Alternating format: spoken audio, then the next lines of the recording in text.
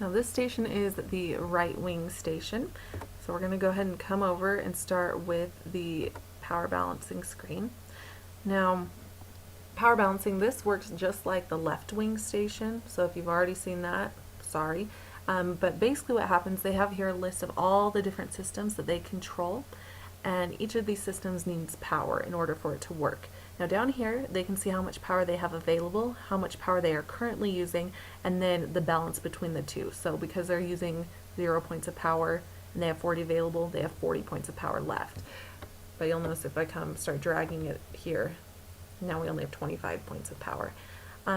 With both the left and right wing, I've currently been telling them that they only need 5 points of power in order for it to work, because right now in the programming there isn't a set number where a system will work or won't work, but that could change. But for now, like I said, I've been saying 5 points of power.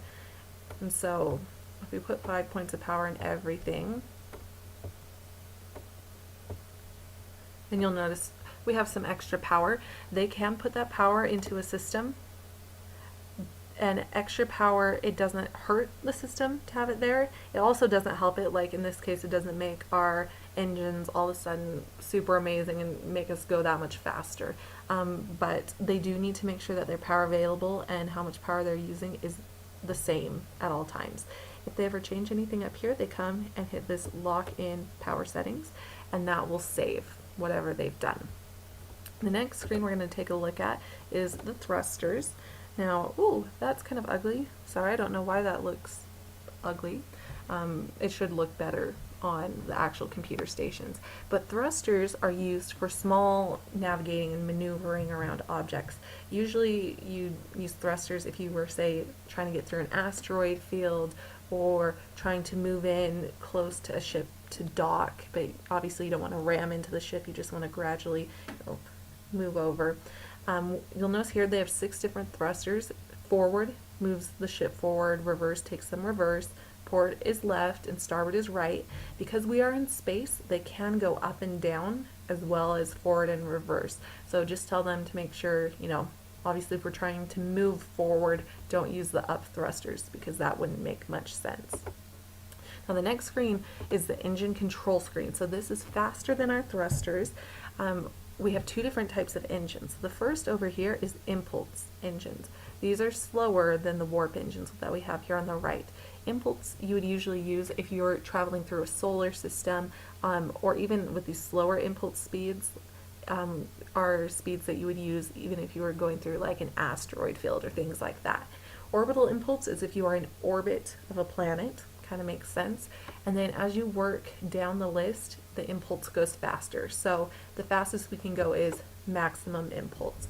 Now maximum impulse and then later over here maximum warp are the fastest impulse and warp speeds we can go, which means it really pushes our engines. So you don't want to use those speeds very often, otherwise you may damage the engines and overheat them. Like I was saying, so warp is faster than impulse. Just like the impulse buttons, it starts off slower up here, and as you work your way down, it goes faster and faster.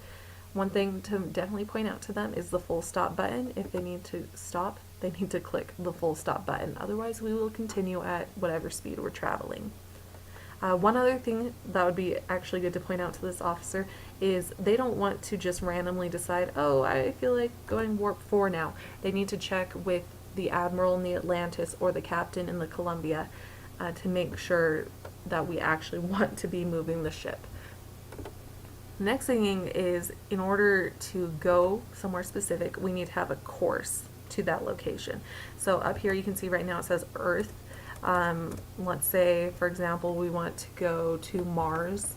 Okay, you type in up here where we want to go, then you click the calculate course button. Now it's going to calculate the course.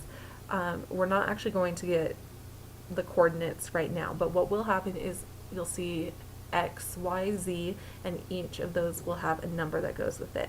So all they have to do is, let's say X is 1, 2, 3. They come over here to X and they type in 1, 2, 3. And if Y was 4, 5, 6, they type in 4, 5, 6. Z, we'll say it's 7, 8, 9. They just type that in and then they hit lock in course. So that means now when we activate our engines, we will be traveling towards Mars. So this is another thing to make sure You know, if you are up there on the bridge and we need to go somewhere, this is the officer that you should come to help them get the course calculated. We also have here the parts control screen. This is just like the left wing parts control screen. Over here on the left, we have a list of all the parts that we have inside storage bays on the ship, and it has here the number of parts for each of those that we have. Here is where you type in where you want to transfer the parts to. A lot of times it's going to be inside the ship. So let's say they need to send it to deck 8. They type in deck 8, they come click on the part that they need to send and then hit this blue transfer button. Each time they click the transfer button, it will send one of those parts. So if they needed to send 20 of a part, they'd have to do that 20 times. Now this officer actually has one other screen that I don't have here, but I can show you. So hold tight with me for just a second. And we are going to take a look at this last screen.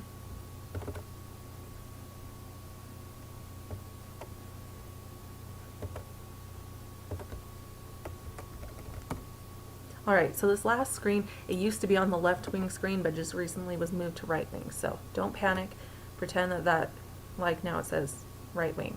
So here are the transporters. Now the transporters are are what we use in order to bring things on and off the ship very quickly.